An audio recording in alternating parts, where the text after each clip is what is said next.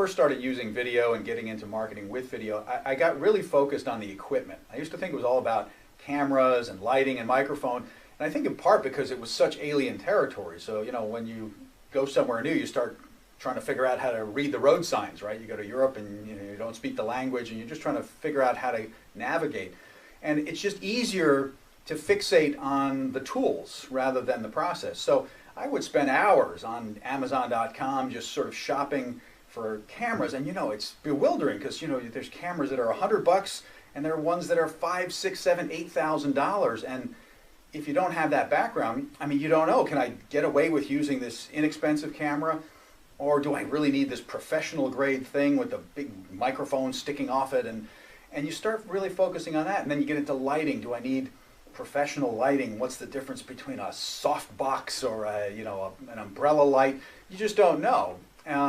But I think the real thing is that you're actually sort of trying to get comfortable by becoming an expert in the technical stuff. And that doesn't, in the end, help you shoot good video, it turns out.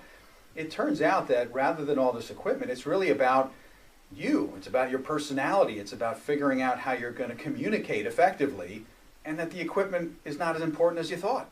So many people think it's about the equipment, and it's not. It's not about all the lights, the Fresnels, and it's not all about that, or the soft boxes. It's about the person. I'm so glad that my training started in the order that it did. I was on stage first, and then I went into video.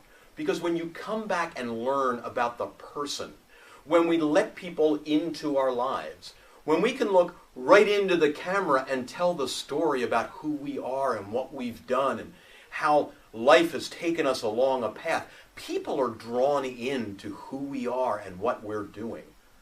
That's what's important. Oh, sure. I see lots of videos where people are having flashy things all over the place and they've got cartoons and they're exploding, and you're ending it and you're going, I don't know any more about that person than I did before I started it, maybe less. I've been entertained. What have I taken away from it? It's all about the person. And that's what's most important about this terrific medium. When you can't be there in person, the video can be. So you want to show who you are. For more video marketing tips, visit the website in the description box below.